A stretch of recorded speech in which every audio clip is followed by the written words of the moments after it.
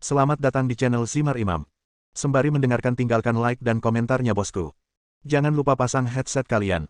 Siapkan pancing dan umpan. Mari kita mancing, semoga dapat ikan. Penembak jitu terbaik. Bab 281. Angin menderu-deru. Saat Anda berada di kutub utara, yang paling Anda rindukan adalah berada di rumah yang hangat, menghangatkan diri di dekat api unggun, minum anggur, dan sebaiknya mandi air panas. Tentu saja, akan lebih baik jika ada wanita di sisimu. Lipingan tidak memiliki semua ini. Dia telah menghabiskan 72 jam bersama Wu Jinseng di gunung es dan salju. Kami awalnya mengendarai mobil salju, tetapi semua sepeda motor kehabisan bensin beberapa jam yang lalu, dan sekarang satu-satunya alat transportasi hanyalah 2 kaki dan kereta luncur. Situasi saat ini sangat berbahaya bagi semua orang. Antartika berbeda dengan tempat lain, Anda mungkin tidak melihat satu orang pun dalam jarak ratusan mil, Anda mungkin tidak dapat pergi setelah berjalan selama beberapa hari, dan Anda mungkin mati di sini dan menjadi bagian dari Antartika. Semua orang bersembunyi di celah gunung es untuk berlindung dari angin, dan makan makanan untuk menambah energi. Wu Jinseng sedang melihat peta dengan tangan kirinya dan kompas di tangan kanannya, sesekali melihat ke atas untuk melihat sekeliling. Retakan. Charlie tiba-tiba bergegas mendekat dan menjatuhkan kompas dari tangan Wu Jinseng ke tanah, sambil berteriak, "Anak nakal, kamu berpura-pura menjadi apa? Apakah benda itu berguna di sini? Apa yang kamu lakukan?" Lian segera berdiri di depan Wu Jinseng dan bertanya. Charlie menunjuk Wu Jinseng dan berteriak, "Anak itu bahkan tidak tahu di mana markas rahasianya. Jika kita terus mengikutinya, kita semua akan mati di tempat terkutuk ini. Jika kamu tidak mau mengikuti, tidak ada yang akan memaksamu," kata Lian enteng. "Kamu," Charlie sangat marah sehingga dia mengeluarkan senjatanya dan mengarahkannya ke Wu Jinseng dan berteriak, "Wah, sejujurnya kamu tahu di mana markas rahasianya." "Wow." Ang Li secara naluriah mengambil senapan sniper tipe 85 dan mengarahkannya ke Charlie. Karena cuaca yang sangat dingin, Ang Li harus membungkus senjatanya dengan lapisan isolasi yang tebal agar dapat terus digunakan.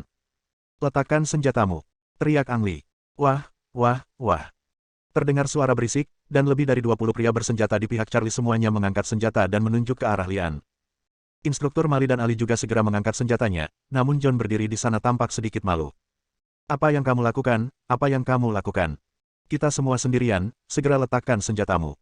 John ingin bertindak sebagai pembawa damai, tetapi haknya untuk berbicara sangat rendah, dan tidak ada yang mendengarkannya sama sekali. "Tuan Smith, tolong beritahu mereka untuk segera meletakkan senjatanya." John hanya bisa menoleh ke Smith.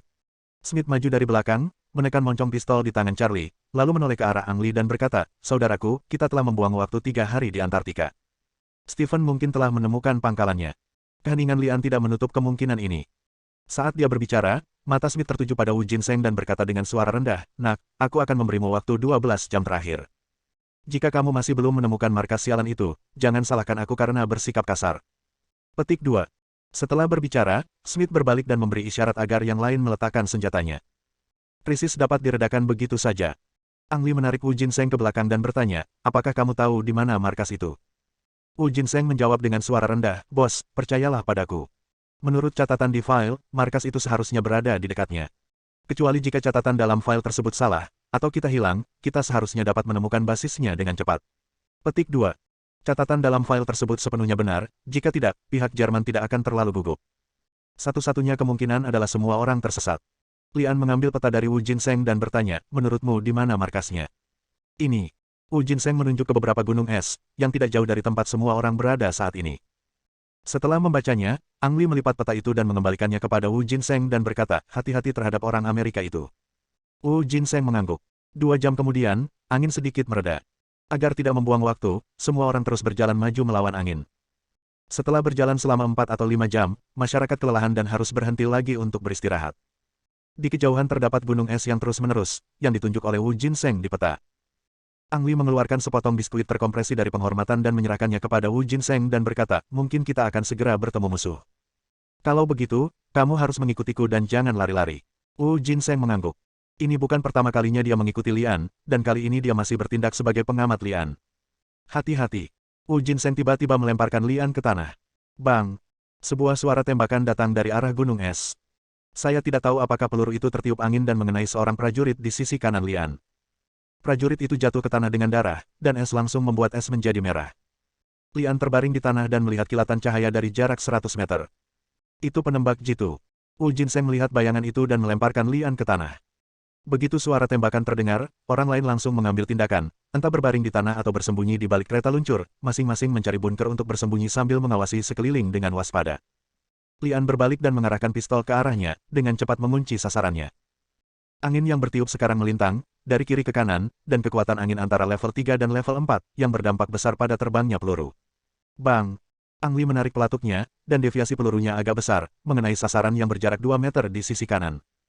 Ang Li adalah seorang ahli penembak jitu, namun dia tidak menyangka tembakan tadi akan membunuh musuh, malah dia menguji efek angin pada pelurunya. Papa. Tentara Amerika juga menarik pelatuknya. Peluru-peluru itu juga terkena angin, mereka semua mengenai sasaran, tetapi tidak ada satupun yang mengenai sasaran. Tubuh target sedikit terangkat, seolah berencana melarikan diri, ketika Lian menarik pelatuknya lagi. Bang! Saat pistol berbunyi, target di sisi berlawanan hanya berdiri dan jatuh lagi. Melalui teropong, Anda bisa melihat bercak darah di sisi berlawanan. Capai sasarannya. Inilah master sejati yang membiarkan satu kesalahan tetapi tidak akan mengulanginya untuk kedua kalinya, dan yang dapat dengan cepat belajar dari kesalahan pertama. Setelah memastikan bahwa tidak ada musuh lain di sekitarnya, Smith mengirimkan 2 tentara untuk membawa kembali tubuh target. Almarhum masih muda, tampak berusia kurang dari 20 tahun, dengan lukisan simbol ular kobra di lehernya, menegaskan bahwa dia adalah salah satu anak buah Stephen. Setelah memastikan identitas almarhum, kami dapat yakin bahwa semua orang menuju ke arah yang benar. Pangkalan rahasia seharusnya berada di dekatnya. Kita harus mengirim pengintai untuk melakukan pengintaian. Lian menyarankan. Bos, aku akan pergi bersamamu. Wu Jinseng segera berkata. Smith mencibir dan berkata, tidak, saya tidak bisa membiarkan kalian berdua bertindak pada saat yang sama. Bab 282. Hati seorang penjahat. Lian mengutuk secara diam-diam, mengetahui bahwa Smith khawatir dia dan Wu Jinseng akan menyingkirkan mereka, atau mengambil kesempatan dalam operasi ini. Jika kamu khawatir, kamu dapat mengirim orang-orangmu untuk melakukan pengintaian. Pangkalannya mungkin berada di pegunungan itu, kata Lian sambil menunjuk ke pegunungan di depannya. Smith melihat ke arah jari Ang Li dan memerintahkan, Charlie, bawa 2 orang untuk melakukan pengintaian. Ya, Charlie memberi hormat dan mengajak 2 tentara untuk bermain ski. Lian meluncur ke depan di kereta luncur setelah Charlie pergi. Mau kemana? Smith berhenti dan bertanya, dan para prajurit di sekitarnya menatap Lian dengan penuh semangat. Smith, jagalah orang-orangmu, kalau tidak, aku tidak tahu apa yang akan kulakukan. Ang Li memperingatkan dan menyelinap melewati Smith. Smith mengedipkan mata, dan Grace segera mengikutinya. Wu Jinseng juga ingin mengikuti, tapi dihentikan oleh Smith. Tidak, kamu tidak bisa pergi ke sana. Wu Jinseng mendengus marah, merasa seperti sedang dalam tahanan rumah. Instruktur Mali, John, dan Ali juga merasakan hal yang sama. Instruktur, kenapa aku merasa orang-orang ini tidak mempercayai kita sama sekali? Ali mengeluh dengan suara rendah. Instruktur Mali mengingatkan dengan suara rendah, jika ada perubahan, temukan cara untuk melindungi diri Anda terlebih dahulu. Ali dan John masing-masing mengangguk. Sebagai orang Amerika, John juga memiliki rasa tidak aman. Setidaknya Smith dan kelompoknya tidak menganggapnya sebagai salah satu anggota mereka. Lian tidak pergi jauh, dia hanya bergegas ke tempat target dibunuh untuk memeriksanya. Sebuah kereta luncur terlempar tidak jauh dari noda darah di es. Bekas kereta luncur di tanah sangat dalam, menandakan bahwa musuh baru saja tiba di sini, dan dia mungkin seorang pengintai yang bertanggung jawab untuk pengintaian. Seorang pengintai menembak sembarangan ke arah begitu banyak musuh. Orang itu pasti ditendang kepalanya oleh seekor keledai. Apa yang kamu temukan? Jialisi bertanya sambil mengikuti Lian. Bang! Tiba-tiba terdengar suara tembakan di kejauhan, dan Lian secara naluriah jatuh ke tanah. Dilihat dari suara tembakan, pria bersenjata itu berada jauh dari semua orang, dan sasaran penyerangannya bukanlah mereka. Anda dapat melihat dengan mata telanjang bahwa salah satu tentara yang mengikuti Charlie terjatuh. Dalam lingkungan seperti itu, mampu memukul dengan satu tembakan menunjukkan bahwa penembaknya sangat dekat dengan sasaran dan memiliki keahlian menembak yang baik. Suara tembakan serangan balik terdengar di kejauhan, namun efeknya tidak ideal. Pria bersenjata itu bersembunyi dengan sangat diam-diam. Dapat dikatakan bahwa Charlie dan prajurit lainnya tidak melihat sasaran sama sekali. Bang! Suara tembakan lain terdengar. Kali ini tembakan datang dari arah yang sedikit berbeda, dan tentara kedua juga tewas. Lebih dari satu penembak jitu. Setelah Charlie menyadari hal ini, dia menggulingkan tubuhnya ke dalam lubang yang dangkal dan menekan tubuh temannya di atasnya untuk mencegah dirinya tertembak.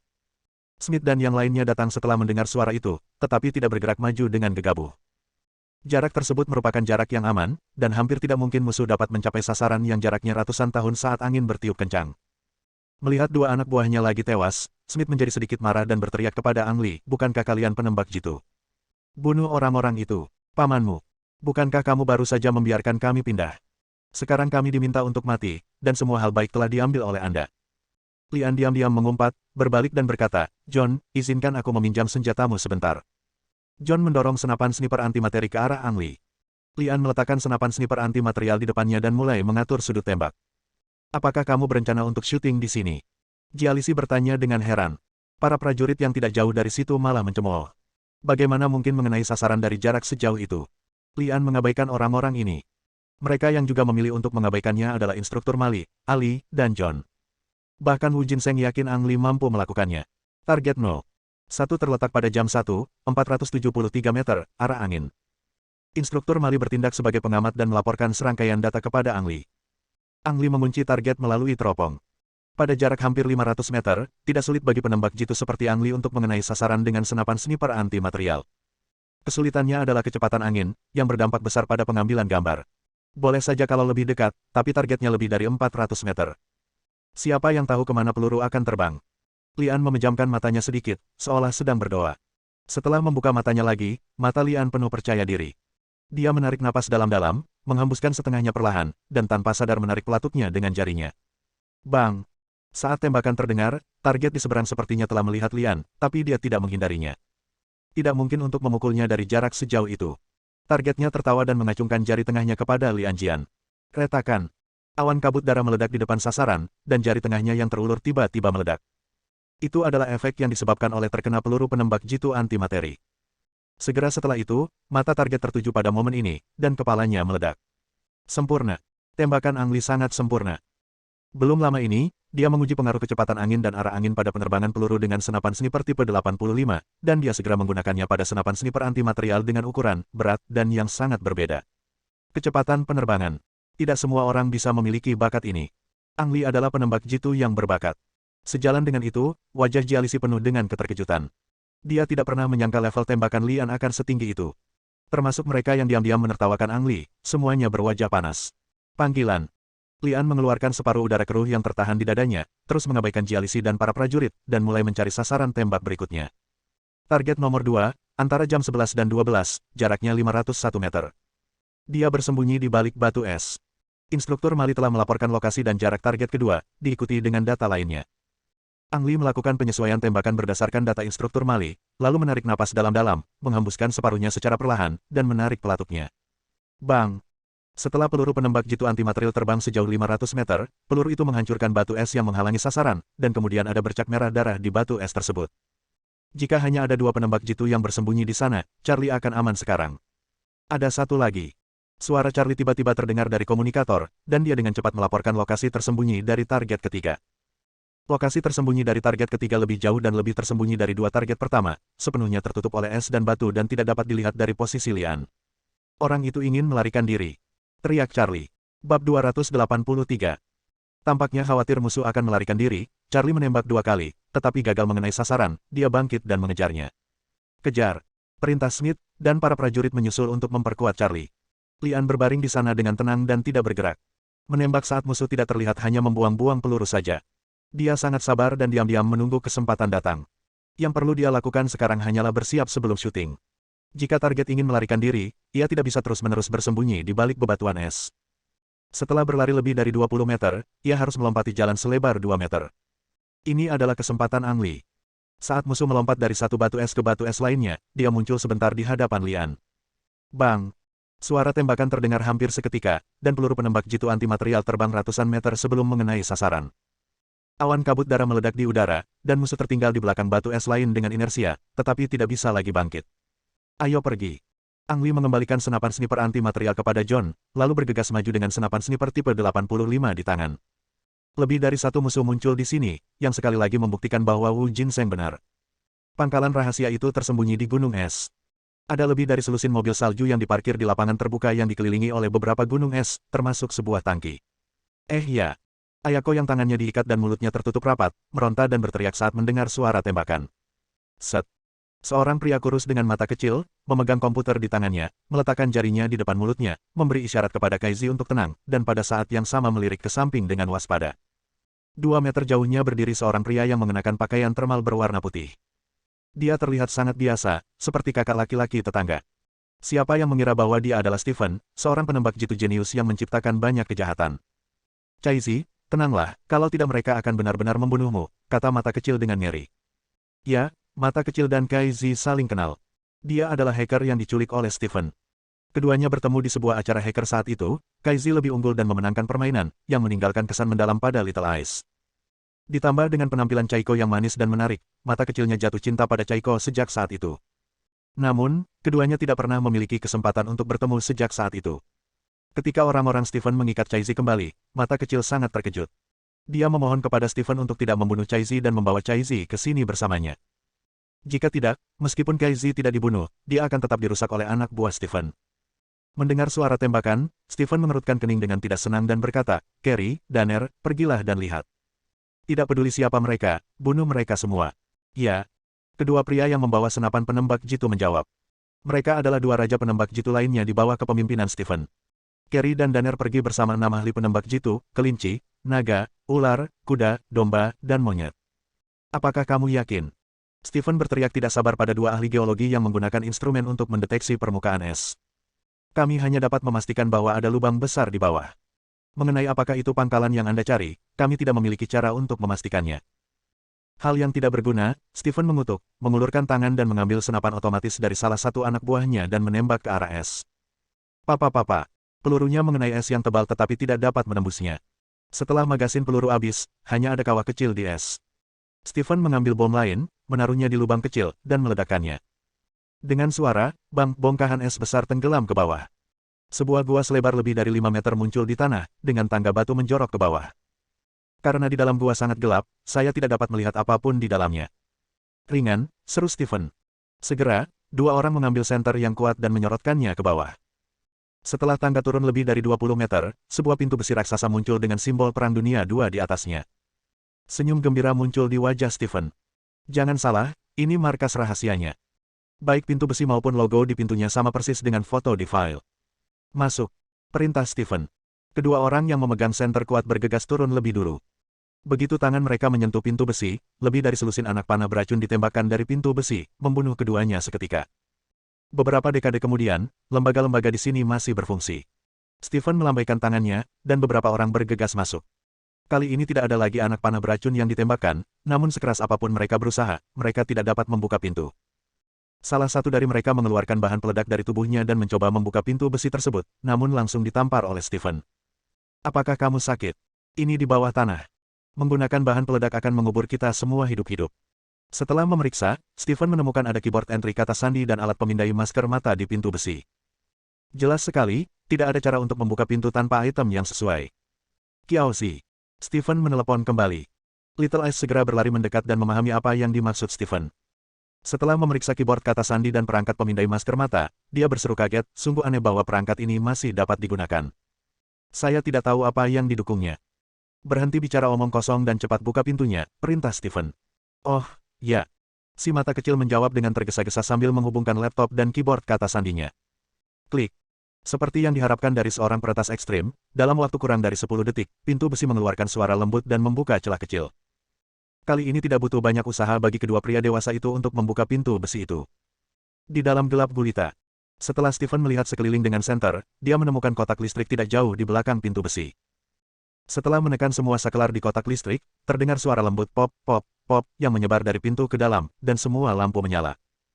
Betapapun anehnya mata kecil itu, tidak ada yang bisa menjelaskan kekuatan apa yang digunakan markas sebesar itu.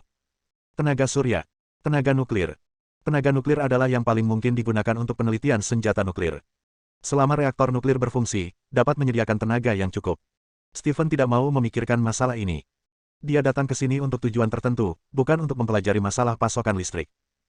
Dengan sumber cahaya tersebut, orang juga dapat melihat tampilan seluruh bagian dasar dengan jelas. Ini adalah dunia bawah tanah nyata dengan ruang yang sangat besar dan peralatan teknologi yang mewakili tingkat terdepan di dunia beberapa dekade yang lalu. Stephen melambaikan tangannya, dan semua orang bergegas masuk untuk mencari di istana bawah tanah untuk menemukan apa yang mereka inginkan. Segera, sebuah gudang tertutup ditemukan. Bab 284.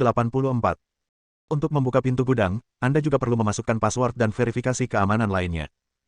Beberapa dekade yang lalu, peralatan keselamatan seperti itu benar-benar luar biasa, namun saat ini beberapa di antaranya sudah ketinggalan zaman. Setidaknya bagi peretas komputer seperti Kiaozi, peralatan keamanan di depan mereka tidak ada gunanya. Setelah menghubungkan laptop ke perangkat keamanan, hanya dalam beberapa detik, Kiaozi yang bermata kecil menyelesaikan pekerjaan peretasan dan membuka pintu gudang.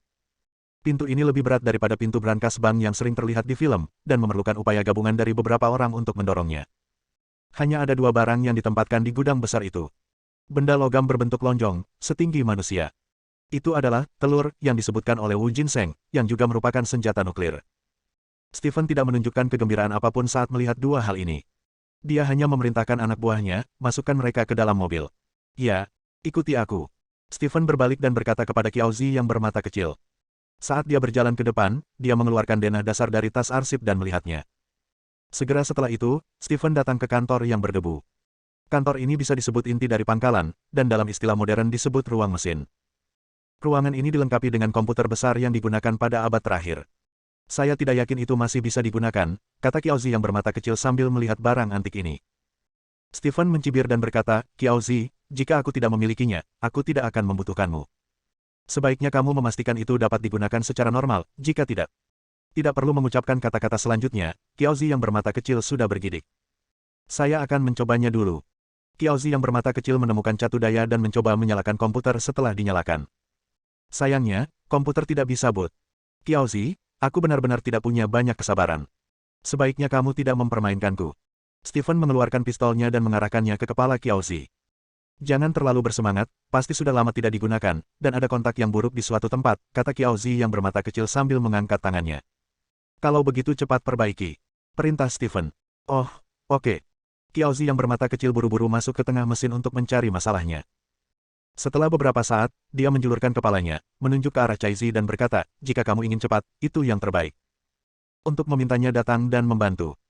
Stephen berbalik dan mengedipkan mata, dan pria bersenjata yang berdiri di belakang Caizi mengeluarkan belati dan memotong tali di tubuh Caizi. Kemarilah, cepatlah. Qiaozi yang bermata kecil melambai pada Caizi.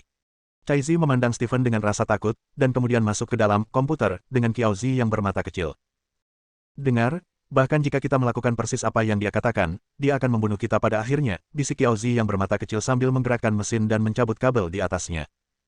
Wajah Caizi penuh ketakutan, tapi dia berkata dengan percaya diri, apakah kamu mendengar suara tembakan di luar? Kaptenku pasti menyelamatkanku.